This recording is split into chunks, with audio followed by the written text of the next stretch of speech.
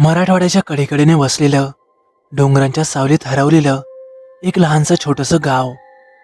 गावाला पक्का रस्ता नाही. संध्याकाळ झाली की वीज डोळे मिचकावते आणि रात्र झाली की अंधार असा दाटून बसतो की आपल्या सावलीची भीती वाटावी. उन्हाळ्यात धूळ, पावसाळ्यात चिखल आणि हिवाळ्यात बोचरी थंडी, असंच ते गावाचं जगणं. याच गावात राहत होता शंकर.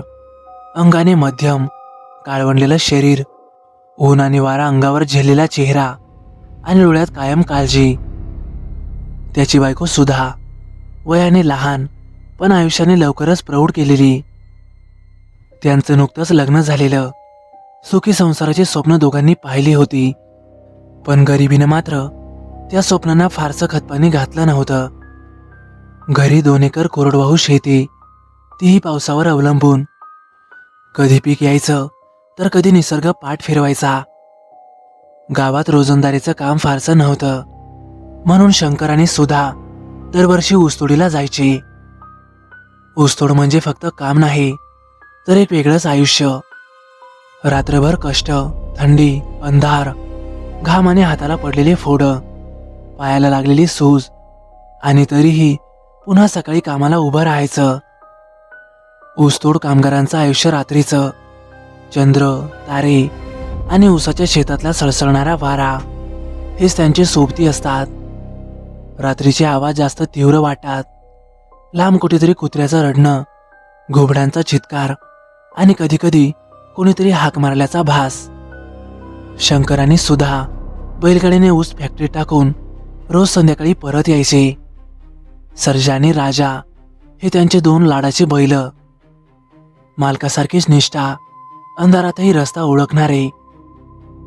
तर त्या दिवशी सगळं नेहमीसारखंच होतं, पण येतीने त्या रात्री काहीतरी वेगळंच ठरवलं होतं. तर त्या दिवशी अंदाजे संध्याकाळचे 6 वाजले होते. सूर्य मावळतीला झोकला होता. आकाशात केशरी छटा पसरलेल्या, पण गावाकडे अंधार लवकर दाटतो.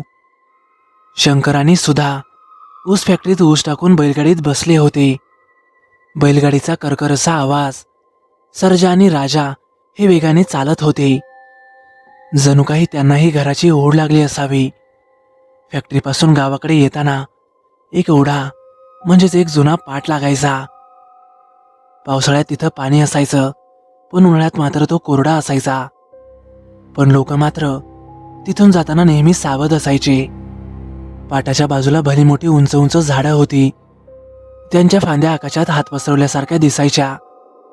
संध्याकाळी त्या झाडाकडे कुणीही नजर टाकायला धजावत नसे. सुधा बैलगाडीत शांत बसलेली होती. डोक्यावर पदर, मांडीवर हात. ते दोघं मस्त गप्पा मारत चालले होते, आणि तेवढ्यात सहजच सुधाचं लक्ष मागे गेलं आणि तिला गाडीत कुणीतरी बसल्यासारखं वाटलं. तिनं घाबरतच शंकरच्या हाताला धरलं. अहो, ऐकताय का? गाडीत कुणीतरी आहे. शंकर हसतच म्हणाला, अगं वेडं लागले का? आपण दोघंच आहोत तिथे. पण सुधाचा श्वास मात्र आता वेगाने चालू लागला. नाही, अहो मला खरंच वाटतंय, मागे एक बाई बसलेली आहे, तुम्ही बघा ना. शंकरने हळूच मान वळवली. मागे फक्त अंधार. पहिल्यांदा त्याला मागे काहीही दिसलं नाही. अगं मागे काहीच नाही, बहुतेक तुला भास झाला असावा, असं म्हणून तो आता पुन्हा बैलगाडी हाकू लागला. पण तेवढ्यातच बैल अचानकच वेगाने चालू लागले.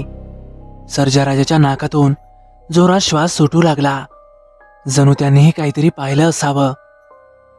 शंकरने पुन्हा मागे पाहिलं आणि त्याच्या अंगातून वीज गेल्यासारखंच झालं.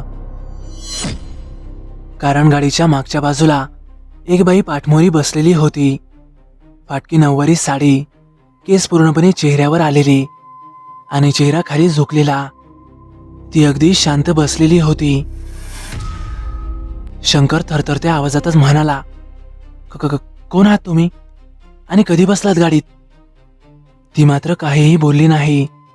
त्याने तिला पुन्हा विचारलं, गाडीत कधी बसला तुम्ही? पण समोरून मात्र काहीही उत्तर आलं नाही. सुधा तर घाबरून रडायलाच लागली. अहो मला भीती वाटते. शंकरनं बैलाचे कासरे ओढले आणि झटक्यातच गाडी थांबवली. आता त्याची ही हिंमत हळूवार सुटत चालली होती. तो मोठ्या आवाजात ओरडला, कोण आहात तुम्ही? गाडीतून खाली उतरा, न विचारता कशा बसलात? क्षणभर सर्वत्र शांतता पसरली. वाऱ्याचा आवाजही थांबला आणि तेवढ्यातच ती बाई हळूहळू मान वळवते आणि या दोघांच्याही पायाखालची जमीन सरकते.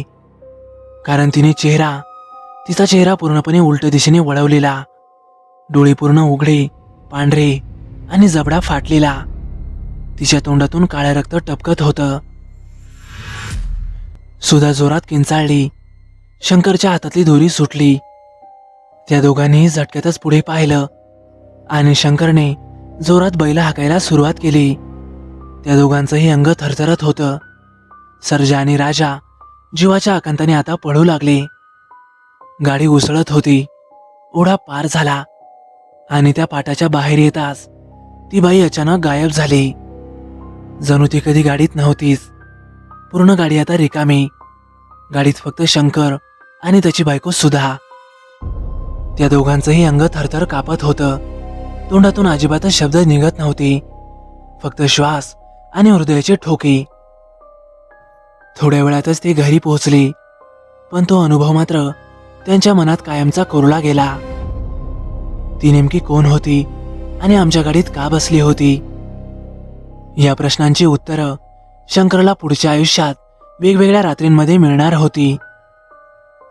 तर मित्रांनो, हा पहिला अनुभव तुम्हाला कसा वाटला कमेंट करून नक्की कळवा.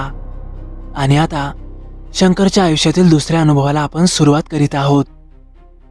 दुसरा अनुभव सुरू करण्याआधी एक छोटीशी विनंती आहे.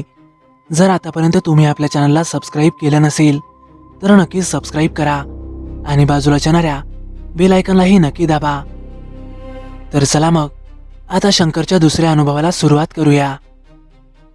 आता पहिल्या अनुभवाला काही महिने उलटून गेले होते. तो पाटाजवळचा प्रसंग, ती उलट मान फिरवलेली बाई. सुरुवातीला शंकर आणि सुधा दोघेही काही दिवस हादरलेले होते. रात्री त्यांना झोप येत नसे. एखादा आवाज आला की ते दोघेही दचकायचे. पण गरिबीला भीतीपेक्षा जास्त ताकद असते. ऊसतोडीचं काम, रोजचं राबणं, फॅक्टरीचे हिशोब, बैलांची काळजी आणि पोटाची खळगी.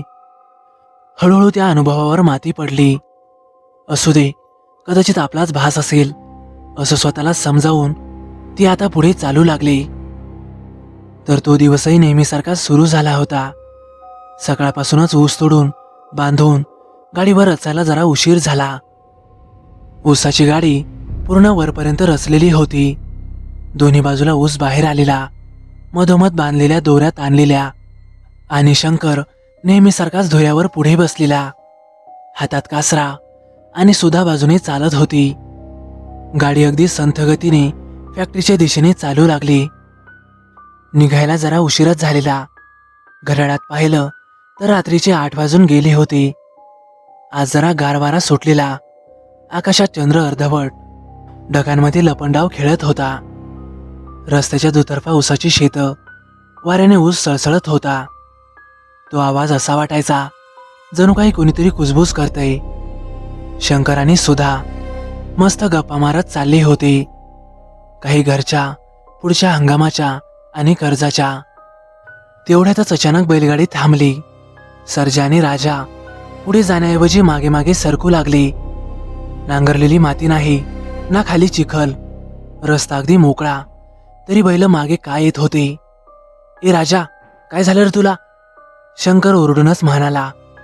बैलांनी मान खाली घातली, डोळे विस्पारलेले आणि नाकातून जोरजोरात फुसकारी टाकू लागले. सुधा जरा पुढे आली. अहो धनी, यांना काय झालं? हे असं काय करतायत? तिनं कुजबुजतच विचारलं. तेवढ्यातच शंकरची नजर समोर रस्त्यावर गेली. रस्त्याच्या अगदी मध्यभागी एक म्हातारी बाई बसलेली होती. डोक्यावर फाटका पदर, अंगावर लालभडक लुगडं आणि पाय रस्त्यावर पसरलेली, मान खाली झुकलेली. असं वाटत होतं की ती जणू काही कुठल्या तरी विचारात गडलेली आहे. त्यावेळेला त्या रस्त्यावर कोणीही बसण्याचं कारणच नव्हतं.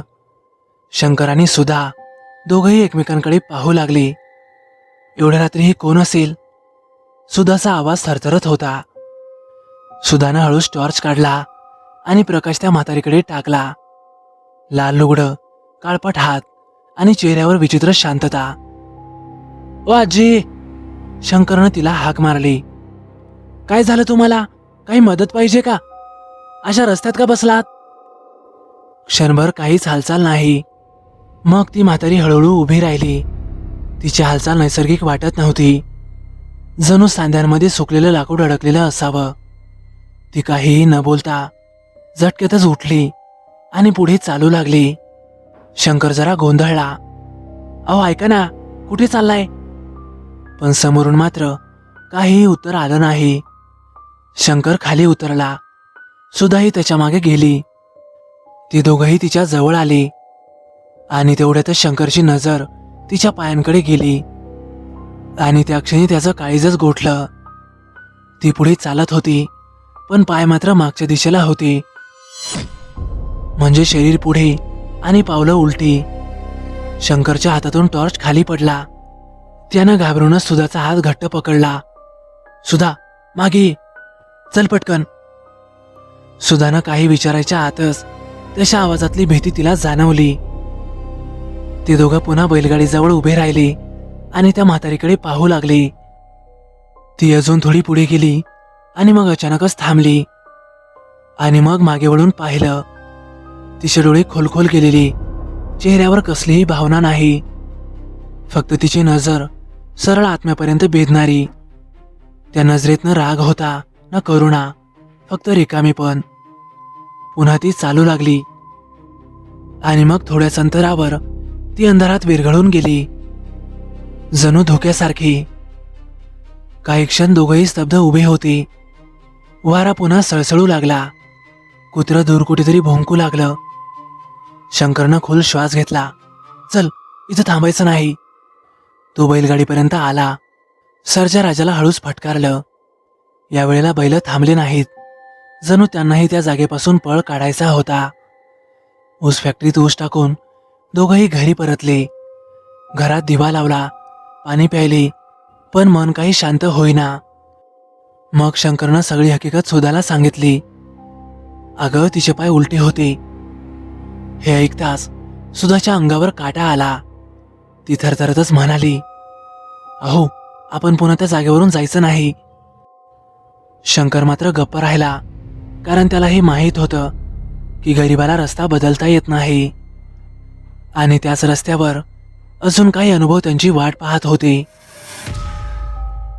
तर मित्रांनो, हा दुसरा अनुभव तुम्हाला कसा वाटला कमेंट करून नक्की कळवा. आता आपण शंकरच्या तिसऱ्या अनुभवाला सुरुवात करीत आहोत. शंकरचा हा तिसरा अनुभव खरोखर खूपच भयानक आहे. तुमच्याही अंगावर ऐकून काटा येईल. अनुभव सुरू करण्याआधी एक छोटीशी विनंती आहे. जर तुम्हाला आम्ही घेऊन आलेले अनुभव आवडत असतील तर आम्हाला कमेंट करून कळवत चला. तुमची एक कमेंट मला अजून नवीन नवीन अनुभव घेऊन येण्यासाठी प्रोत्साहन देते. तर चला मग शंकरच्या तिसऱ्या अनुभवाला सुरुवात करूयात. त्यावेळेपर्यंत सुधा पोटुशी होती. घरात आनंदाची चाहूल लागलेली, पण त्या आनंदाला मात्र गरिबीची काळी सावली चिकटलेलीच होती. सुधा आता जड झाली, म्हणून ऊसतोडीवर जाणं तिनं सोडलं होतं. तिची काळजी घ्यायला आई घरात होतीच. शंकर आता एकटाच कामावर जायचा. रात्री तो उशिरा आला की सुधा दारात उभी राहायची. तिच्या पोटात वाढणाऱ्या जीवासोबतच तिची भीतीही वाढत चालली होती. त्या दिवशी सकाळी शंकरनं सांगितलं होतं, आज मला यायला उशीर होईल, कारण आज हिशोबाचा दिवस आहे आणि मालक कधी कधी उशिरा येतात. ते ऐकताच आईनं कपाळावर आठी आणलेली. अरे पोरा, जपून ये रे बाबा, आज अमावस्येची रात आहे. सुधा काहीच बोलली नाही, पण तिच्या मनात मात्र कालवा कालव सुरू झाली होती. रात्रीचे 11 वाजून गेले. शंकर अजून निघालाच नव्हता. मालक उशिरा आला, हिशोब लांबला आणि मग शेवटी सगळं आटोपून शंकर बैलगाडीत बसला. रात्र खूपच काळोखाची होती. आकाशात चंद्र नव्हता, ढगही नाहीत. जणू काही आकाशानेही पाठ फिरवली होती. वाऱ्याचा एक हलका झोती आणि अंगावर शहारे आणून जाई. शंकरनं बैलांना वेग दिला. सरजा राजा, चला बाबा लवकर लवकर. त्याचं मन आज आधीच अस्वस्थ होतं, कारण हा तोच रस्ता होता, तोच पाट, तोच ओढा ज्याबद्दल गावकरी म्हणायचे. त्या पाटात काहीतरी झटका आहे. झटका म्हणजे नेमकं काय हे कोणी नीट सांगायचं नाही. कोणी म्हणायचं तिथे अपघात होऊन लोक मेलेत, तर कोणी म्हणायचं पावसाळ्यात ओढ्यात वाहून गेलेले जीव त्या पाटातच अडकलेले आहेत. आणि कोणी कोणी कुजबुजायचं रात्री तिथं काहीतरी वर येतं. शंकरनं त्या पाटाजवळ येताना आधीच हृदय घट्ट केलं. त्याला आठवलं एकदा गाडीत मागे बसलेली ती बाई आणि दुसऱ्यांदा उलट्या पायांची ती म्हातारी. आज रात्र जास्तच झाली होती आणि शिवाय आज अमावस्याही होती. आपण पाटातून लवकर गाडी बाहेर काढूयात असा विचार करत त्यानं सर्जाराजाला पुराने टोचली. बैलांनी शेपूट फडफडवलं आणि वेग वाढवला, पण पाटात गाडी शिरताच एक जोराचा झटका बसला. बैल पूर्ण ताकदीनं पुढे उडत होते, पण गाडी मात्र जागची हालतच नव्हती. जणू कोणीतरी खालून गाडी धरली असावी. अरे काय झालं हे? शंकर जरा घाबरला. तो खाली उतरायचं टाळत होता.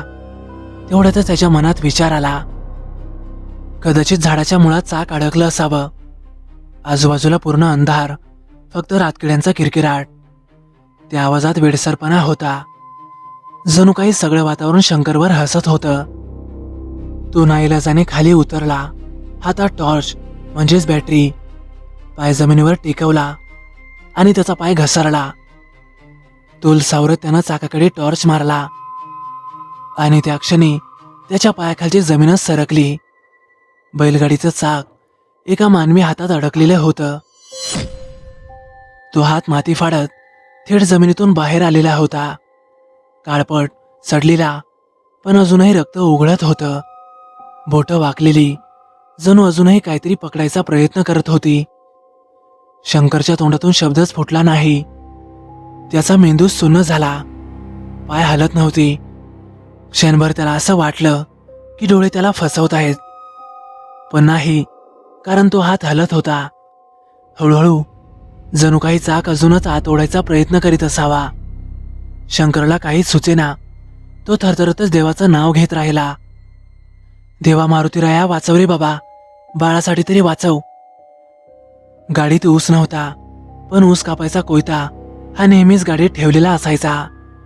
तो धावतच गाडीकडे गेला आणि कोयता उचलला. त्या हाताने चाक अजूनही पकडूनच ठेवलेलं होतं. त्याने मारुतीरायाचं नाव घेतलं आणि एक दीर्घ श्वास घेतला. आणि मग एका जोरदार घावात त्यानं त्या हातावर वार केला. क्षणातच हात तुटला. जमिनीतून काळ्या रक्ताचा फवारा उडाला आणि एक कणणारा आवाज. तो आवाज नेमका माणसाचा होता की एखाद्या प्राण्याचा हे त्याला कळालंच नाही. शंकर कसाबसा जाऊन गाडीत बसला आणि त्यानं बैलाची शेपूट पिळली. बैलांना जीवाच्या आकांतानं हाकलं. सर्जाराजा आता वेड्यासारखी बाहेर पळू लागली. गाडी दगडांवर आदळत होती. झाडांच्या फांद्या अंगावर आपटत होत्या, पण शंकर मात्र अजिबात थांबला नाही. काही वेळा तो घरी पोचला. घरी येऊन त्यानं दारावर जोरजोरात ठोठावलं. आईनं झटक्यातच दार उघडलं आणि तो घरात येऊन कोसळलाच. त्याचं अंग घामाने ओलचिंब झालं होतं.